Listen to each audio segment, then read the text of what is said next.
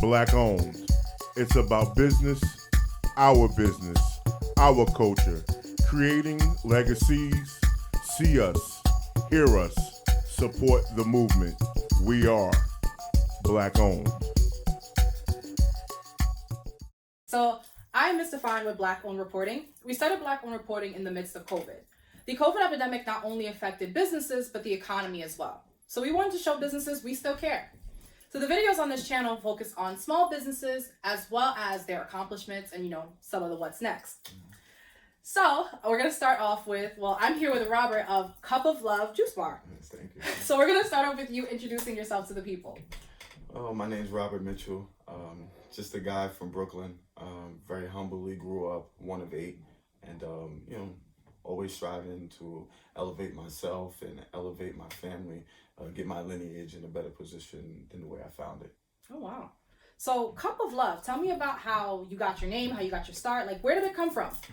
Donald Trump, just the last 4 years of, nonsense and, division, we thought of the perfect name to bring everybody together would be a Cup of Love.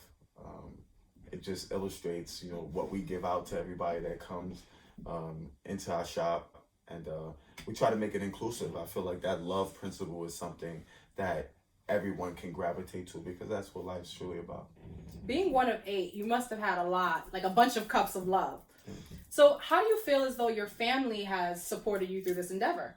My family's there. I'm sure some of them are watching, and they're really proud of the man that I've become. I didn't always, aspire to be an entrepreneur.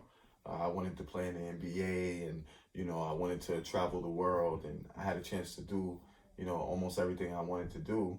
And at 34, I had to transition and I had to find something other than basketball, not just monetarily to feed my family, but also something that would feed my soul. That is very important. So with family, sometimes family is not just the people that you are, by blood. It's the people that you choose. So how do you feel as though you've supported your family? Well, I have an extended family, obviously people that don't have my last name or my blood. And that's, starts with my best friend who runs the shop and who's had a history of health, wellness, athleticism, these things all coming together. I feel like he brought to the table and he allowed the juice bar to have an identity, a personality. So, I make sure that he's okay. He's family, but then I have a few people on the outside that have been supporters of mine for a long time, and that, I think they've just been rooting for me. So, I want to show them the same love. We all want to see you win. So community support is so very important. What do you do to fuel the community, and what do you do in terms of community support? Well, I'll start it back again. While I was playing basketball, I would come home every summer and my best friend would say, hey, come to the gym and work with these kids with me. They always want me in the gym, Come work with these guys. And I'm tired. I want to party. I'm staying out all night. So I didn't really want to come to the gyms, but I saw how passionate he was about it. So we decided to make our own mentorship program. It was called Moves for Days. It was catered to the culture. And we were featured in the daily news for, the work that we were doing. And these young guys, they were actually freshmen in high school at the time. They're going to college now. So, it was just great to do that. And the pandemic put a hold on it, but it's definitely something we want to resurface at some point, giving back the knowledge in basketball, but also life and skills and life skills. I've also done a couple of initiatives. I went to a basketball court opening, and I gave out free smoothies to the kids of Fort Greene projects because I grew up in the project. So, it felt good to watch those kids, get a free smoothie. And, a lot of them were like, skeptical. Like, am I supposed to even get it? They never got anything free. They never had anybody give them something and say, enjoy it. So I get a lot of gratification doing whatever I can do in the community. That is beautiful. So with you saying that when, your customers, your clients, they walk in, you're like, this is your store. So walk me through. So if I'm going to go to a Cup of Love, what am I going to get? Like, what's on the menu? What's cooking in the pot? What's in the cup? Okay, well, I'm going to highlight our smoothies first because they're great tasting. It's the cliche. It's the thing that everybody likes. Smoothies, it sounds good. But I really want people to understand our cold pressed juices is what they should be targeting. You know, it's health-based.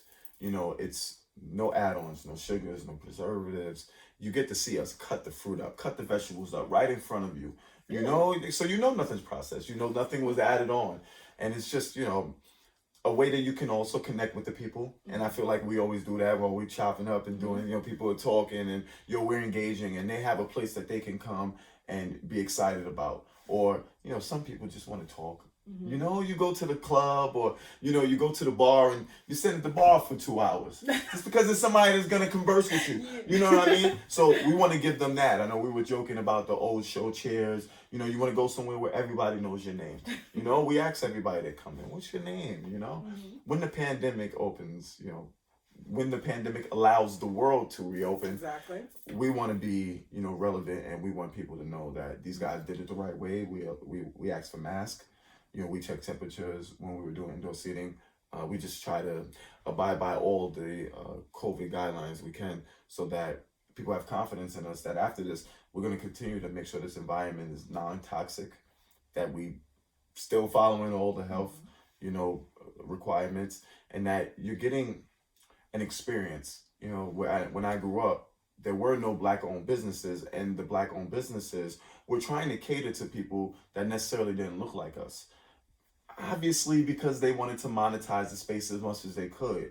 We want to do both. We believe that it can be a space that's cultural, that people can appreciate what they see around them, but also a place that doesn't matter what you look like or where you come from, there's going to be a guy in there that has a Black face, but he can relate to you. You know, in my travels around the world playing professional basketball, I learned a few languages. I was able to, you know,